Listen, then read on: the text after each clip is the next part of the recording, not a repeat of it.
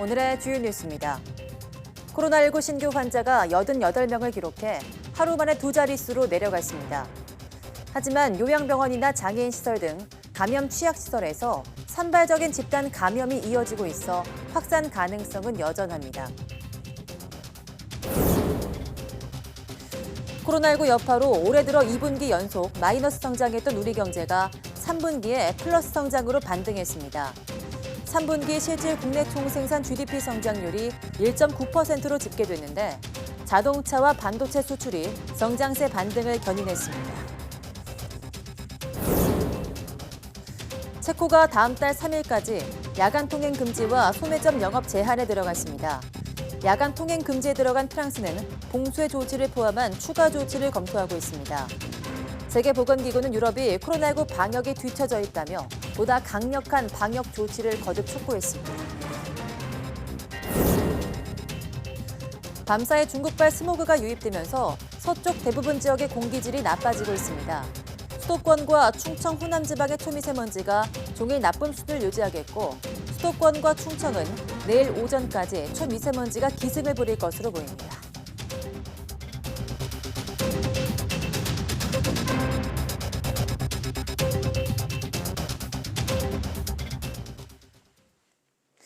여러분 안녕하십니까? 10월 27일 사이언스 투데이입니다. 국내 코로나19 신규 환자는 88명으로 하루 만에 다시 두 자릿수를 기록했습니다. 중앙방역대책본부는 오늘 0시 기준 국내 확진자가 26,043명, 사망자는 3명 늘어난 460명이라고 밝혔습니다. 지역 발생은 72명으로 수도권을 중심으로 확산세가 이어졌습니다. 서울 24명, 경기 27명, 인천 2명 등 수도권에서만 53명이 나왔는데 요양병원 등 취약시설 집단 감염 영향이 컸습니다. 이외 강원 6명, 대전과 경남 5명씩, 전남 2명, 충북에서 1명이 확진됐습니다. 중증 이상 환자는 1명 줄어서 누적 52명이 됐고 완치 환자는 76명 늘어 격리 해제 누적은 23,981명에 달합니다. 신규 해외 유입은 16명으로 이 가운데 5명이 입국자 검역에서 확진됐습니다. 네, 만 62세에서 69세 대상 어르신들에 대한 독감 예방 접종이 시작됐습니다. 하지만 병원은 비교적 한산했고 무료 접종 대상자인데도 백신 접종을 주저하는 경우도 있습니다. 엄윤주 기자가 보도합니다. 서울 응암동에 있는 내과의원. 만 62세에서 69세를 대상으로 한 무료 백신 첫날이라 어르신들의 발길이 조금씩 이어집니다. 정부에서도 또 맞으라고 좀 얘기를 하니까 그냥 정부를 믿고 요즘 특히 정은경 본부장님 많이 믿고 따르니까 조금 걱정은 됐는데 정부에 의해서 국민들을 위해서 하려는데 무슨 일이 있을까라는 생각 안 하고 그냥 맞았어요. 하지만 백신 접종 이후 사망했다는 사례가 잇따르자 방문자 수는 10분의 1로 줄었습니다. 대기 번호표까지 만들었던 일주일 전과 사뭇 달라진 풍경입니다. 코로나19도 있고 또 내가 자영업을 하고 있어서 손님들한테도 도움을 되게 위해서. 다른 내과 의원도 사정은 마찬가지입니다. 병원 안에 있는 백신 전용 냉장고입니다. 무료 독감 접종을 하러 온 사람이 크게 줄면서 보시는 것처럼 냉장고 안에는 제품들로 가득 차 있습니다.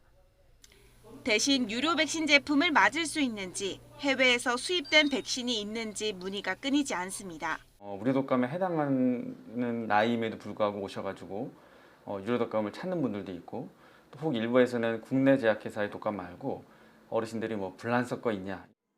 무료 독감 백신 대상자인데도 맞지 않겠다는 어르신도 적지 않습니다. 불안하고 식구들도 젊은 친구들은 맞았어요. 근데 우린 나이가 있잖아.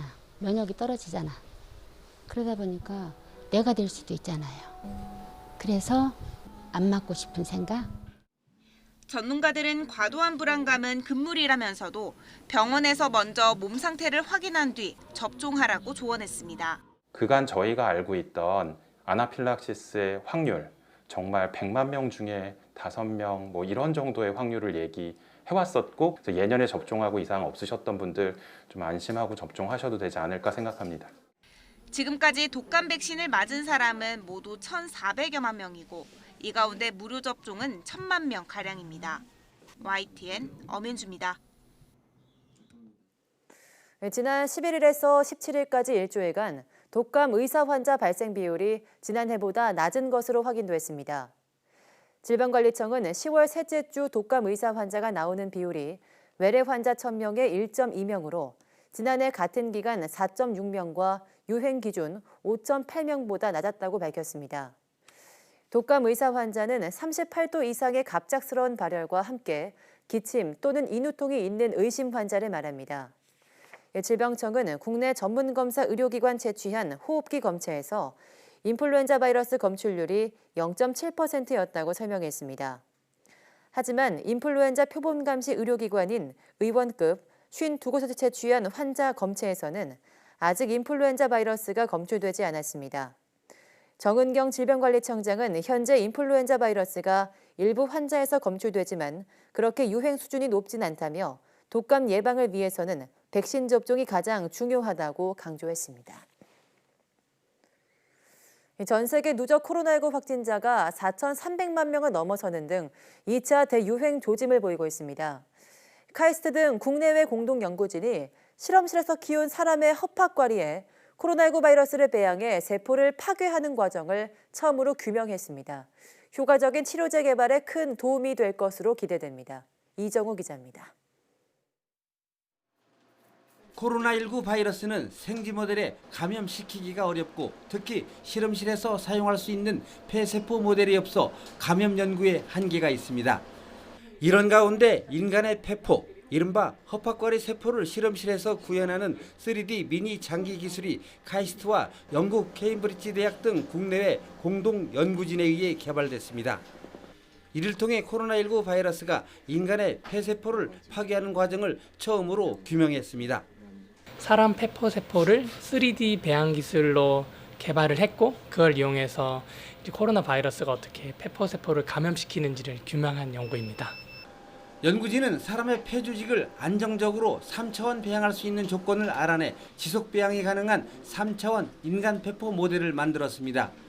실험 결과 폐포가 코로나19 바이러스에 노출되면 6시간 이내에 급속한 바이러스 증식이 일어나 세포 감염이 끝났지만 이를 막기 위한 폐세포의 선천 면역 반응이 활성화하는 데는 3일 정도 걸렸습니다.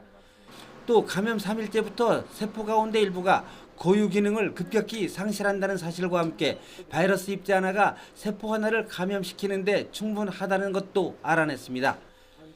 연구진은 3차원 인간 폐포 모델을 이용해 코로나19 치료법 개발은 물론이고 다른 호흡기 바이러스 질병을 연구하는 데에도 직접 응용할 수 있다고 설명했습니다.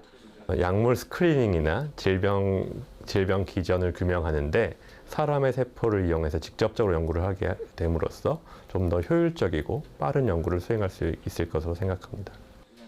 영국 케임브리지 대학을 비롯해 국립감염병연구소, 기초과학연구원, 서울대 의대, 카이스트 교원 창업기업이 함께 참여한 이번 연구 결과는 줄기세포 분야 세계적 학술지 셀 스팀셀 온라인판에 실렸습니다. YTN 이정호입니다. 코로나19 여파로 올해 2분기 연속 역성장했던 한국 경제가 3분기에는 플러스 성장했습니다.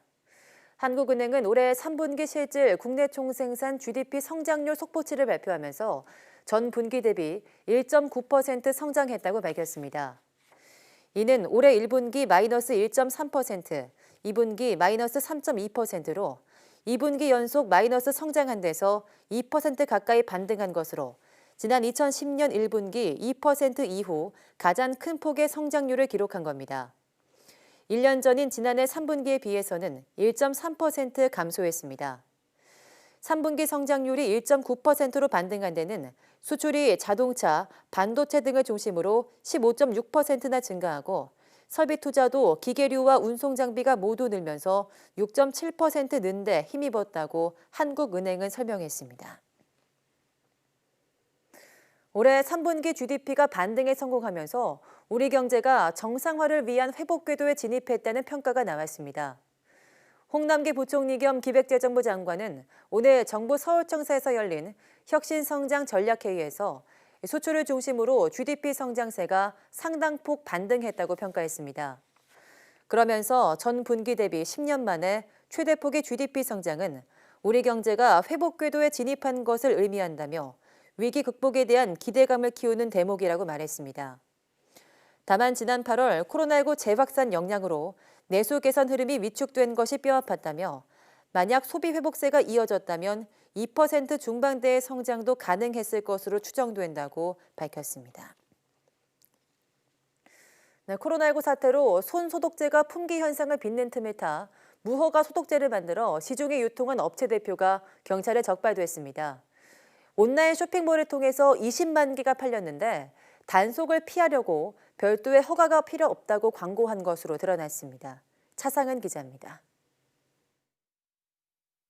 인천시에 있는 한 공장, 경찰관들이 압수수색을 진행합니다. 식품의약품안전처 허가 없이 손 소독제를 만들어 팔다가 경찰 수사망에 포착된 겁니다.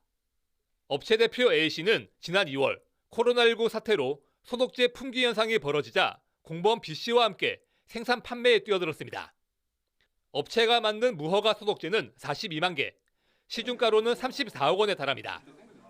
20만 개는 이미 인터넷 쇼핑몰을 통해 팔린 상태였습니다. 손 소독제로 허가를 받으려면 식약청에 신고, 품목별 허가를 받아야 됩니다. 그 과정이 상당히 까다롭습니다.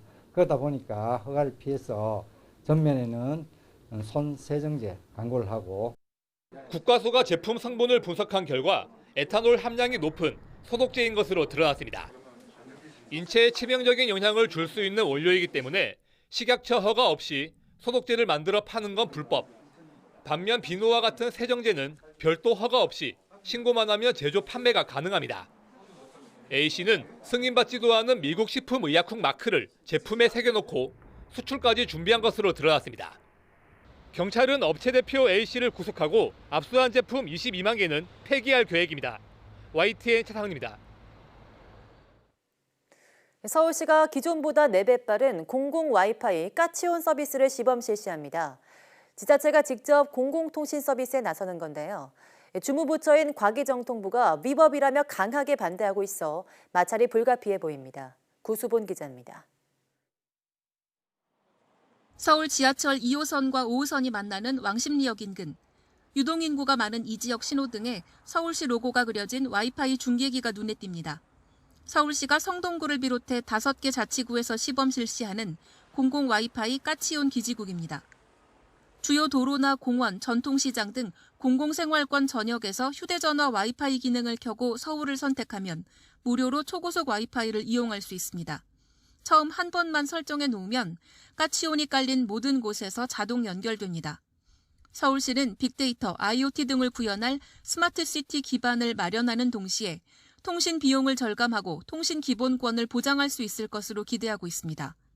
서울 시민 전체가 부담하고 있는 통신 요금을 추정해 보면은 그게 약 한 7조 3천억 정도로서 일상에서는 한시라도 없어서는 안 되는 하나의 공공 필수제화 됐다. 서울시는 오는 2022년까지 서울 전역에 자체 초고속 통신망을 깐다는 계획입니다. 사상 처음으로 지방자치단체가 직접 공공통신 서비스에 나서는 건데 통신 관련 주무부처인 과학기술정보통신부의 입장은 강경합니다.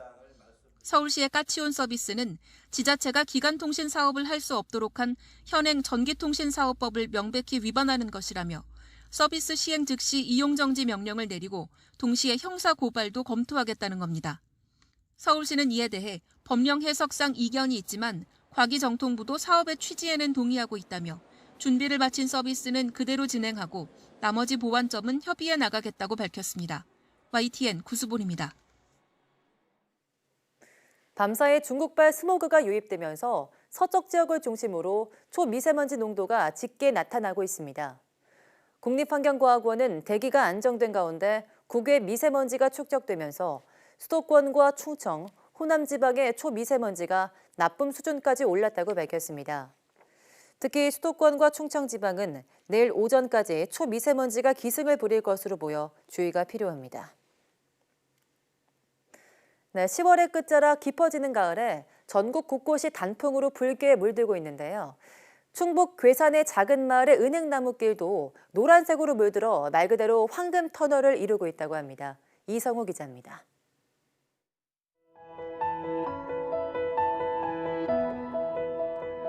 마을로 들어가는 입구가 노랗게 물들었습니다. 바람이 불 때마다 은행잎이 흔들리며 마을 그대로 황금 물결을 일으키며 장관을 이룹니다. 멀리서 보면 마치 한 폭의 풍경화를 보는 듯합니다.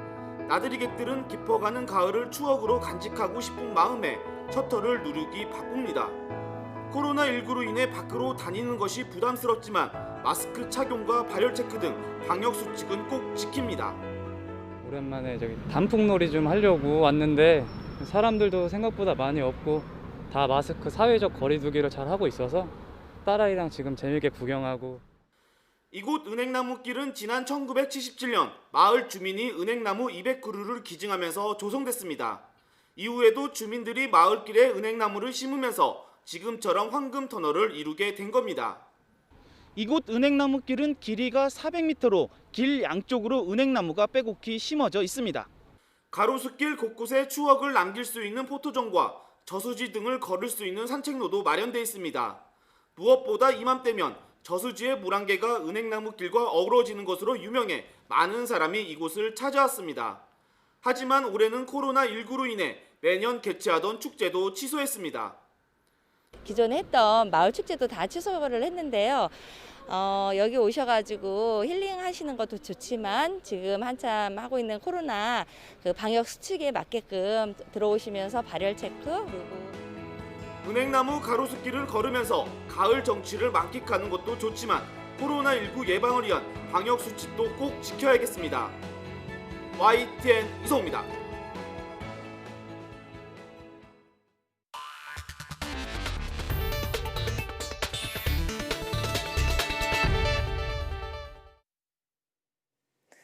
프랑스 정부가 야간 통행 금지만으로는 걷잡을 수 없는 속도로 퍼지고 있는 코로나19를 억제할 수 없다고 판단하고 더 강력한 추가 조치를 검토하고 있습니다. 에마누엘 마크롱 대통령은 기존 일정을 취소하고 국가안전보장회의를 소집해 추가 규제 방안에 대한 논의에 들어갔습니다. 현지 언론은 프랑스 정부가 현재 전면 봉쇄, 코로나19 확산이 심각한 지역에 한정한 부분 봉쇄, 변형된 부분 봉쇄 등 3가지를 검토하고 있다고 전했습니다. 프랑스에서는 지난 25일 하루 사이 5만 2천여 명의 확진 판정을 받는 등 신규 확진자가 크게 늘고 있습니다. 유럽에서 인구 대비 가장 많은 코로나19 확진자와 사망자를 기록하고 있는 체코 정부가 코로나19 확산을 막기 위한 제한 조치를 강화하기로 했습니다. 체코 보건부는 이달 28일부터 다음 달 3일까지 통행 금지령을 적용하고 소매점 영업도 제한하기로 했다고 발표했습니다. 통행 금지령은 밤 9시부터 오전 5시까지 적용되며 출장이나 가족을 방문하는 경우에만 면제됩니다. 소매점들은 저녁 8시까지 영업을 끝내야 하며 일요일에는 영업할 수 없습니다. 체코 인구는 1,000만 명인데 지난 한 주 동안 코로나19 신규 확진자가 하루 평균 12,000명씩 발생했습니다. 세계보건기구 WHO가 유럽 내 코로나19 확산 속도에 우려를 표하며 더 엄중한 방역 노력을 기울여야 한다고 밝혔습니다. 로이터 통신에 따르면 마이크 라이언 WHO 긴급대응팀장은 현지 시간 26일 언론 브리핑을 열고 코로나19 위기에 직면한 유럽의 상황을 심각성을 지적하며 이같이 조언했습니다. 라이언 팀장은 현재 유럽은 바이러스 대응에 매우 뒤처져 있다며 코로나19를 억제하려면 지금보다 더 큰 노력을 기울여야 한다고 말했습니다. 또 유럽의 확진율이 매우 높다는 점을 지적하고 감염자와 밀접 접촉자를 효과적으로 추적하지 못하면 매우 어려운 상황에 이를 수 있다고 경고했습니다. 코로나19가 미국 내 실업자들의 건강뿐 아니라 생존 자체를 위협하고 있습니다. 음식 살 돈이 없어서 무료로 음식을 나눠주는 푸드뱅크를 이용하는 미국인들이 코로나19 이후 배 가까이 늘어났습니다. 보도에 이동원 기자입니다. 미국 휴스턴에서 새벽부터 차량들이 1km 넘게 줄을 섰습니다. 기부받은 음식을 무료로 나눠주는 푸드뱅크에서 음식을 받기 위해 기다리는 차량들입니다. I got here about 4:06. 무료 급식을 받기 위해 줄을 선다는 것이 창피하고 꺼림칙했지만 새 아이를 먹이기 위해 자신과 아내는 하루 한 끼만 먹는 상황에서 다른 방법이 없습니다. We tried to go and apply for food stamps, but they only qualified for us for $25 a month for 5 people. 올 초 코로나19 발생 이후 미국 내에서 1,000만 명의 실업자가 아직 일자리를 찾지 못하고 있습니다. 이런 탓에 휴스턴에서만 매주 12만 6천여 가구가 푸드뱅크에서 음식을 받아가고 있습니다. Almost immediately after the closures hit due to the pandemic, the lines went crazy long. We fairly quickly jumped up to about 1 million pounds per day of distribution. This compares to before it was about 450,000 pounds. 올해 1분기 미 전역에서 푸드뱅크를 통해 59만 톤의 음식이 공급됐는데 코로나19 발생 이후 2분기에는 공급량이 90만 톤을 넘었습니다. 코로나19 이후 배고픈 미국인이 배 가까이 늘었다는 뜻입니다. YTN 이동원입니다. 네, 다음 주면 미국 대선이 시작됩니다. 이런 가운데 트럼프 대통령이 핵심 경합주인 펜실바니아에서 하루에 3곳을 도는 총력전을 벌였습니다. 그러나 바이든 후보는 현장 유세 없이 자택에 머물러 대조를 보였습니다. 김원배 기자입니다. 도널드 트럼프 미국 대통령이 현지 시각 26일 하루 동안 펜실베이니아주 3곳에서 현장 유세를 벌였습니다. 트럼프 대통령은 코로나19 재확산을 무시하는 발언을 하면서 경쟁자인 조 바이든 민주당 후보를 비난했습니다. 99.98% of those under the age 50 fully recover, but Sleepy Joe wants to keep the whole country locked down, keep them in their homes while letting rioters and looters run wild. 20명의 선거인단이 걸려있는 펜실베이니아주는 대권의 향배를 결정짓는 6개 핵심 경합주 가운데 하나이자 바이든 후보의 고향이기도 합니다. 이곳은 4년 전 대선에서 트럼프 대통령이 힐러리 클린턴 민주당 후보에게 불과 4만 4천 표, 0.7%포인트 차이로 이긴 곳으로 재선을 위해 반드시 승리해야 하는 지역입니다. 트럼프 대통령이 펜실베니아에서 강행군하는 동안 바이든 후보는 델라웨어주 윌밍턴 자택에 머물며 하루 뒤에 있을 조지아주 방문을 준비했습니다. 이런 가운데 6천만 명 이상의 유권자가 사전 투표를 마친 것으로 집계됐습니다. 이는 2016년 대선 때 사전 투표자 5,800만 명을 넘어선 것으로 4년 전 총 투표자의 44%에 해당하는 수치입니다. 미국 CBS 방송이 현지 시각 25일 발표한 접전 지역인 플로리다, 노스캐롤라이나, 조지아 등 3개 주 여론조사 결과를 보면 이들 주에서 승패를 가늠하기 어려운 접전이 벌어지고 있는 것으로 나타났습니다. 바이든 후보는 플로리다에서 50% 대 48%, 노스캐롤라이나에서 51% 대 47%로 앞섰지만 모두 오차 범위 내 우위였고 조지아는 49% 대 49%로 동률이었습니다. YTN 김원배입니다. 세계무역기구 WTO 사무총장 선거에서 유럽연합 EU가 나이지리아 후보를 지지한다는 외신 보도가 나왔습니다. WTO가 회원국들의 선호도 조사를 오늘까지 하는데 선출 결과를 낙관하기 어렵게 됐습니다. 보도에 최문석 기자입니다. EU 회원국들이 WTO 사무총장 선거 결선에서 나이지리아의 오콘조유 웨알라 후보를 지지하는 데 합의했다고 AFP 통신이 보도했습니다. 현지 시각으로 어제 오전 회의에서 일부 회원국들의 반대로 선호 후보를 합의하는 데 실패했지만 이후 저녁 회의에서는 오콘조유 웨알라 후보를 지지하기로 뜻을 모았습니다. 오전 회의에서 헝가리아와 라트비아는 유명희 통상교섭본부장을 지지했지만 결국 다수 결과를 따르기로 한 것으로 전해졌습니다. 블룸버그 통신은 EU 회원국이 오콘조유 웨알라 후보를 지지하는 것은 전통 우방인 아프리카와의 관계를 강화하기 위한 것이라고 보도했습니다. EU는 이번 결정을 오늘까지 WTO에 전달할 예정입니다. 앞서 교도통신은 일본 정부가 유명희 통상교섭본부장 대신 나이지리아 후보를 지지하기로 했다고 보도했습니다. 한국이 일본의 반도체 수출 규제를 WTO에 제소하는 상황에서 유명희 본부장이 당선되면 불리할 수 있다는 우려 때문인 것으로 분석됩니다. 아프리카 국가들과 동맹관계를 맺고 있는 중국은 나이지리아 후보를 지지하고 있습니다. 반면 중국과 무역 갈등을 빚고 있는 미국은 유 본부장 지지가 확실시됩니다. WTO는 다음 달 7일까지 의견 조율 과정을 거쳐 차기 사무총장을 최종 결정할 예정입니다.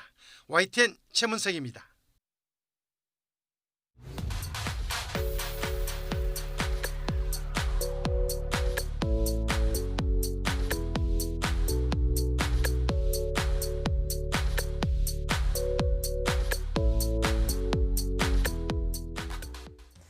(110일) 만에 초미세먼지가 나쁨 수준을 보이면서 코로나19와 계절적 영향으로 잠시 주춤하던 미세먼지가 다시 고개를 들고 있습니다.